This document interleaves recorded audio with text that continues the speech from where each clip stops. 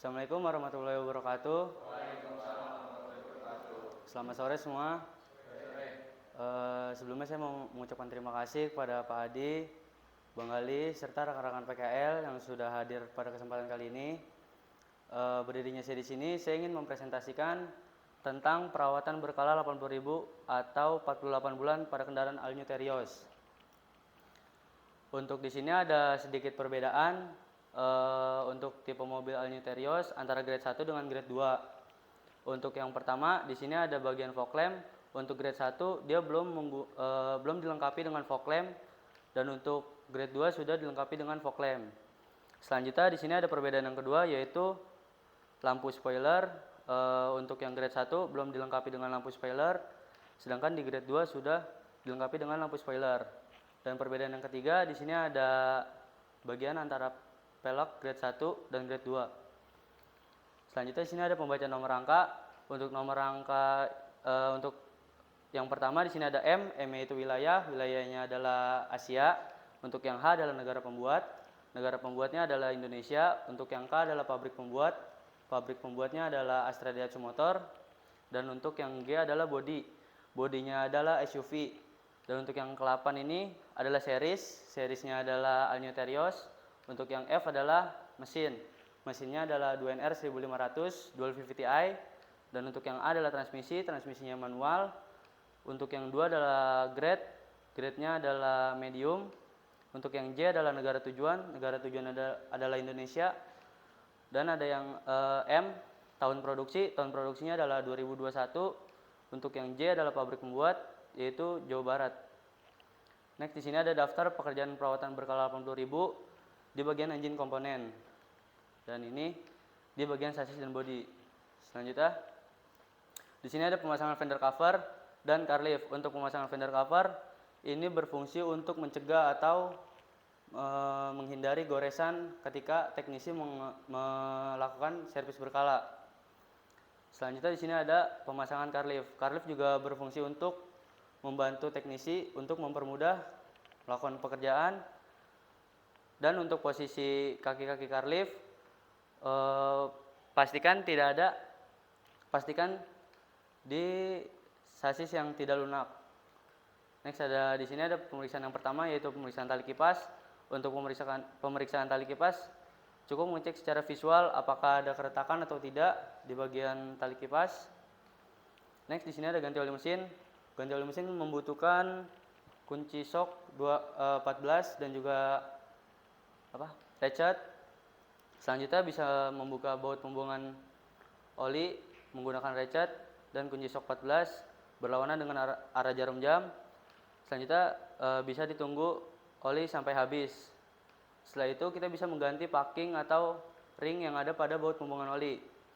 Selanjutnya tutup kembali dan kita isi dengan oli yang baru dengan kapasitas 3,2 liter jika tidak menggunakan oil filter dan 3,5 liter jika menggunakan oil filter atau mengganti oli filter. Selanjutnya di sini ada ganti saringan oli. Untuk ganti saringan oli kita membutuhkan kunci SST dan juga ratchet. Lalu ada obeng min. Langkah yang pertama, kita bisa membuka klip pada bagian deck yang ada pada bagian bawah mesin. Kita bisa membuka klip menggunakan obeng min. Selanjutnya kita bisa membuka oil filter dengan kunci SST dan juga ratchet. Putar berlawanan dengan arah jarum jam dan kita ganti dengan yang baru.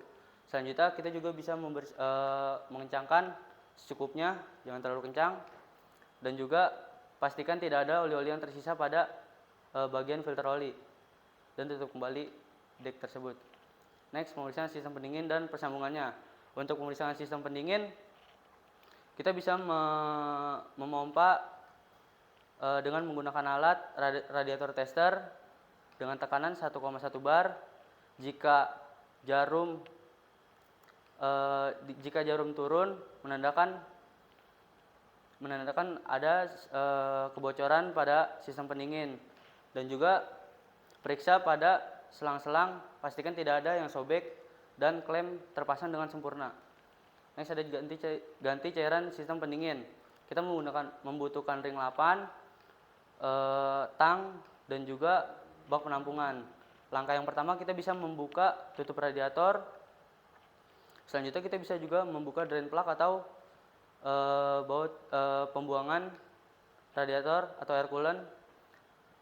Jika sudah habis, kita bisa mengisinya dengan yang baru. Selanjutnya kita tidak lupa membleeding agar tidak ada angin-angin yang ada pada sistem pendingin. Selanjutnya kita juga bisa mengisi reservoir tank dengan level yang sudah ditentukan.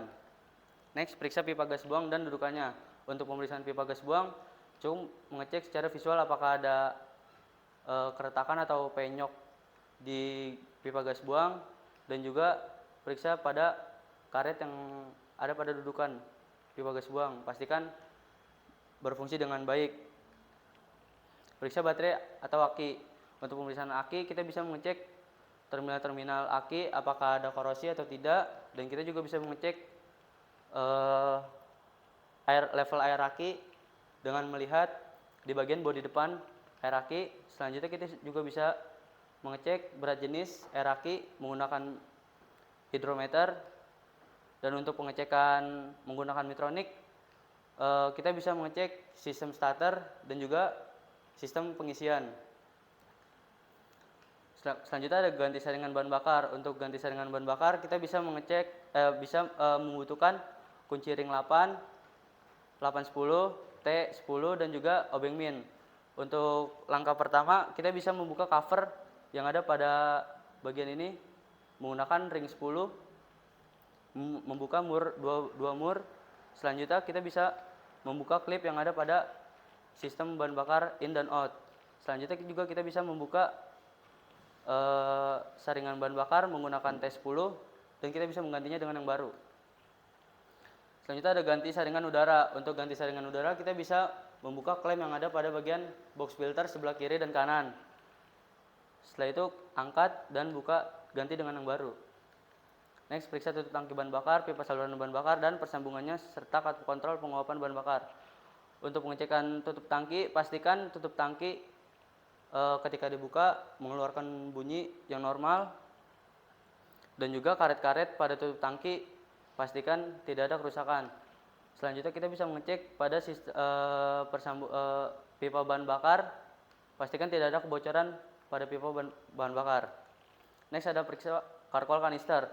Untuk pemeriksaan karkol kanister kita cukup mengecek di bagian bodi karkol, pastikan tidak ada kerusakan atau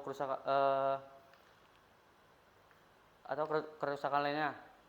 Dan juga kita bisa mengecek pada bagian selang yang ada pada karkol kanister, pastikan selang tidak ada sobek ataupun terjepit. Dan juga kita juga bisa mengecek klem, pastikan klem terpasang dengan sempurna. Selanjutnya ada pemeriksaan sasis dan bodi. Untuk pemeriksaan sasis dan bodi, yang pertama ada periksa pedal kopling, pedal rem dan rem parkir. Pedal kopling kita bisa mengukur free play pedal kopling dengan menggunakan penggaris dengan spesifikasi 15 sampai 25 mili dari dasar lantai kendaraan. Selanjutnya ada free play pedal rem, mengukur juga sama menggunakan penggaris dengan spesifikasi 3 sampai 10 mili. Dan untuk rem parkir 4 sampai 7 klik. Jika melebihi standar spesifikasi sebaiknya melakukan pengecekan lebih lanjut. Selanjutnya ada periksa tromol dan pelapis sepatu rem. Untuk pemeriksaan ini kita membutuhkan obeng min, amplas dan juga grease, brake cleaner dan juga impact serta shock dan kunci torsi. Langkah yang pertama kita bisa membuka roda menggunakan impact dan kunci shock 21. Selanjutnya kita bisa mengamplas pada bagian tromol dan juga brake shoe. Selanjutnya kita bisa membersihkannya menggunakan brake cleaner. Setelah itu kita bisa memberi grease pada bagian titik atas, tengah dan bawah. Selanjutnya kita bisa mengukur diameter tromol menggunakan sigmat atau jangka sorong dengan spesifikasi 256 mili. Dan kita juga bisa mengukur minimal ketebalan brake shoe yaitu 1 mili, part barunya adalah 5 mili.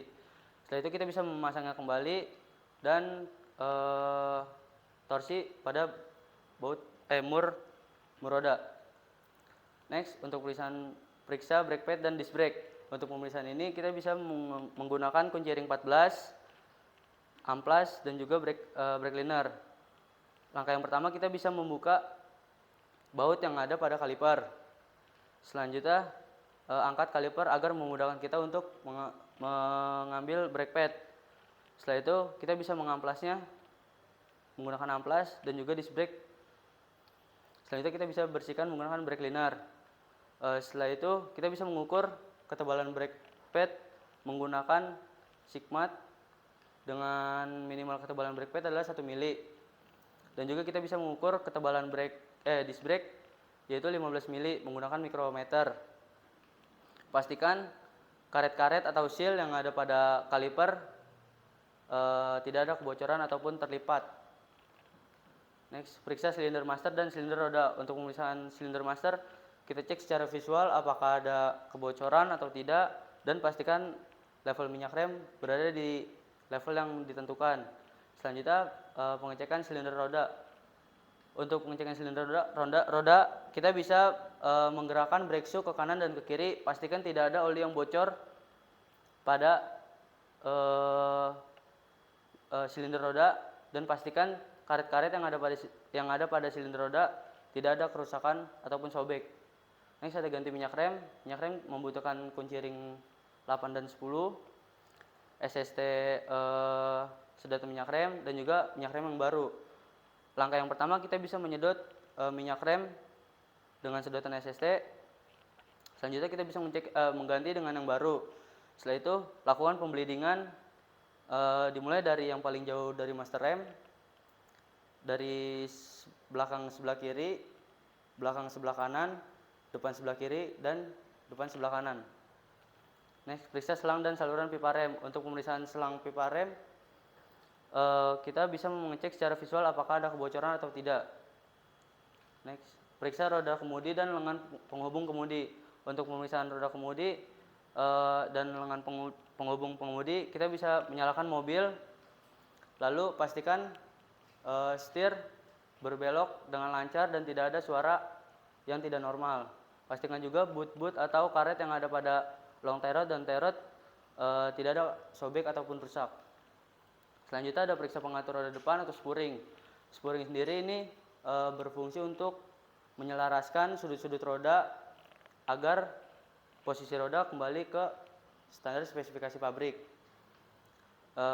Untuk spuring juga ada dua pengerjaan. Yang pertama adalah pengaturan chamber. Chamber adalah sudut roda ketika kita melihat dari depan, dan toe untuk berfungsi untuk toe adalah sudut roda ketika kita melihat dari atas kendaraan. Next, periksa ball joint dan karet penutup debu. Untuk pemeriksaan ball joint kita bisa menggoyangkan roda ke atas dan ke bawah. Pastikan tidak ada koplakan ataupun suara yang tidak normal. Dan juga periksa karet yang ada pada ball joint, pastikan tidak ada kerusakan ataupun sobek. Next, ada ganti oli transmisi manual. Untuk penggantian oli transmisi manual kita membutuhkan shock 24, sliding T, dan juga sambungan sedang. Langkah yang pertama kita bisa membuka baut oli transmisi menggunakan kunci shock 24. Selanjutnya kita bisa mengganti packing atau ring yang ada pada baut oli transmisi, lalu isi dengan oli yang baru menggunakan STC pompa oli dengan kapasitas 4,9 liter dengan standar kekentalan oli transmisi yaitu SI 80W90. Next, ganti oli roda gigi diferensial atau gardan. Ini juga sama menggunakan kunci shock 24, sliding T, dan juga STC pompa oli. Kita bisa membukanya menggunakan kunci shock 24. Selanjutnya kita bisa membersihkan sisa-sisa gramasi yang ada pada baut oli gardan menggunakan brake cleaner ataupun majun. Setelah itu isi kembali dengan oli yang baru dengan kapasitas 2,4 liter atau oli sedikit keluar dari lubang pengisian. Untuk pengisian oli gardan juga bisa mengecek dengan mengukur dengan jari kelingking dimasukkan. Next, periksa suspensi depan dan belakang. Untuk pemeriksaan suspensi belakang dan depan, kita cukup cek secara visual apakah ada kebocoran atau tidak, dan pastikan karet-karet yang ada pada suspensi depan tidak ada sobek ataupun terlipat, dan juga pastikan baut-baut yang ada pada pengikat shock tersebut kencang. Next, ada periksa baut dan mur roda pada sasis dan bodi. Untuk pemeriksaan ini periksa baut yang ada pada bagian sasis dan bodi semuanya yang terjangkau dengan kunci. Pastikan tidak ada yang kendor. Next, periksa kondisi ban dan tekanannya termasuk ban cadangan. Untuk pemeriksaan untuk kondisi ban, kita bisa mengecek secara visual apakah ban sudah terlihat aus atau tidak, dan kita bisa mengukur tekanan ban dengan menggunakan tire pressure gauge dengan tekanan untuk yang depan 34 PSI dan untuk yang belakang adalah 38 PSI. Serta ban cadangan, pastikan ban cadangan terisi dengan sempurna agar ketika dibutuhkan ban tersebut bisa bekerja dengan baik. Periksa semua lampu klakson, penghapus, dan pencuci kaca. Pastikan semua lampu depan dan belakang menyala agar tidak membahayakan juga dan berfungsi dengan semestinya. Dan juga pastikan klakson berbunyi dengan sempurna, serta karet wiper tidak ada yang getas ataupun sobek, dan juga pastikan tidak ada yang tersumbat untuk penyemprotan kaca. Selanjutnya ada ganti saringan udara AC. Untuk saringan udara AC ada di dashboard sebelah kiri. Kita bisa membukanya dashboard, lalu buka penutup saringan AC dan ganti yang baru. Next, periksa jumlah refrigeran AC. Untuk pemeriksaan jumlah refrigeran AC, kita bisa menggunakan manifold gauge atau manometer. Untuk yang biru adalah tekanan low, yaitu 15-20 PSI. Untuk yang merah adalah tekanan high, yaitu 150-200 PSI. Dan pastikan juga di sunglass ada air ataupun kabut yang lewat guna melihat jumlah refrigen. Next, rotasi ban. Untuk rotasi ban 5 roda, ban cadangan ke depan kiri, untuk depan kiri ke belakang kanan, untuk belakang kanan ke depan kanan, untuk belakang kanan untuk depan kanan ke belakang kiri, untuk belakang kiri ke cadangan. Sekian presentasi dari saya, kurang lebihnya mohon maaf. Wassalamualaikum warahmatullahi wabarakatuh.